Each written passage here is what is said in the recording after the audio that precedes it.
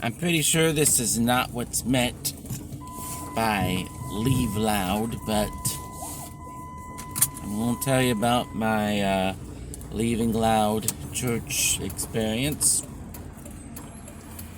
It was a culmination of what I've experienced both up north and in the south. I could make it very elaborate, but instead, I'll keep it brass tacks. I noticed two common themes. The first theme being, it's what many of you out there have experienced. The haves versus the have-nots. They seem to target their messages towards the higher echelons of society, those with the position, with the money to donate to their coffers. So, yeah, a lot of you are right regarding that. A lot of them seem to focus on the money. Not all of them. Not all of them. Let me correct you there. Not all of them. But many seem to. I will never forget one time my girlfriend and I were trying to help out an elderly woman who was being abused by her boyfriend. In irony of ironies, we had approached the pastor of that woman's church, and they wouldn't intervene because she hadn't been an active church member in a while.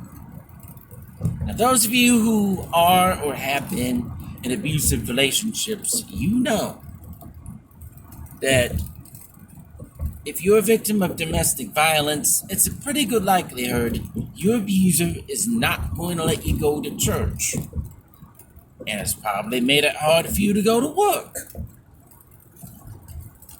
Let's be real. So, church bylaws probably should be suspended in such a case because the abuser's probably the reason the victim hasn't been able to make it in a minute to church. Think it through. Preacher, think about it. Think about it, preacher.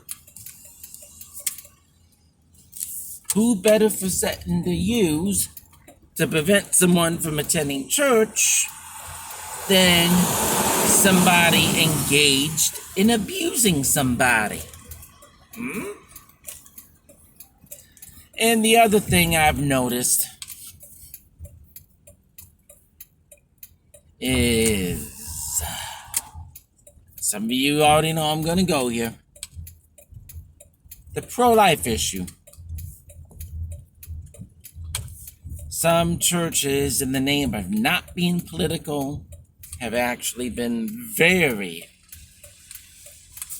politically motivated. I went to the Baptist congregation for about a decade, both up north and in the south. And I noticed in the south, and in milder forms up north, the Baptist church is very pro-abortion.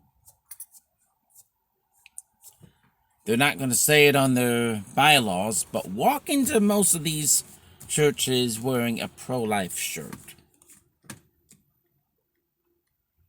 Walk into many of these places with a pro-life message. See what happens.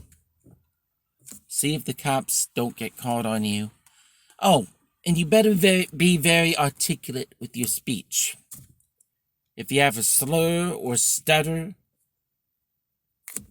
or a very slow of speech, like I am sometimes,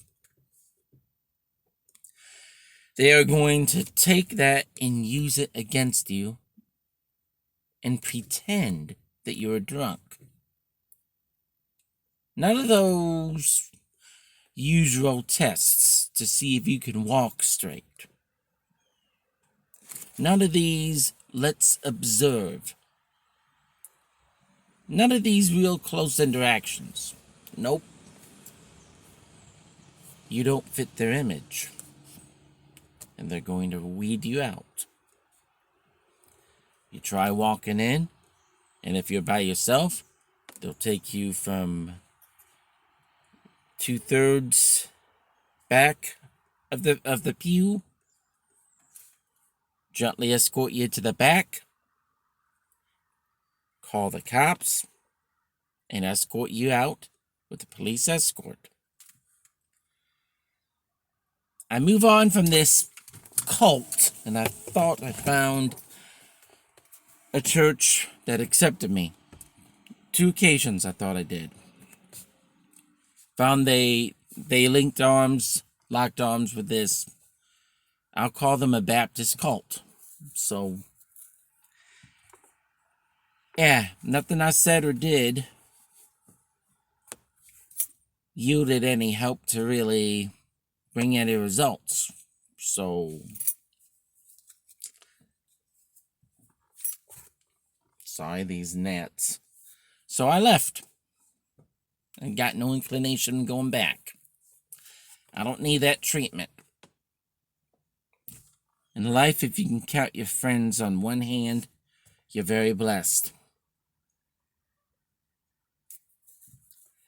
And I'll go on to add, if you can only count them on one hand in whatever church you go to, you need better friends. And you probably need more friends.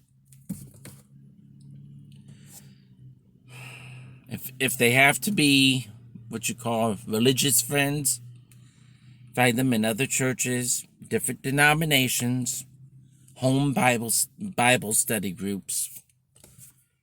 Try not to stick in the same denomination. I know the Baptists, they've recently come to light, in trying to cover sex abuse scandals, and they've recently ordained a transgender, I think it was a transgender woman, as a minister. So, yeah, what's going on in the Methodist congregations, it's been spreading to the Baptists. So, yeah, this is why I've left and why I've decided to leave rather loudly. Anyway, thanks for listening.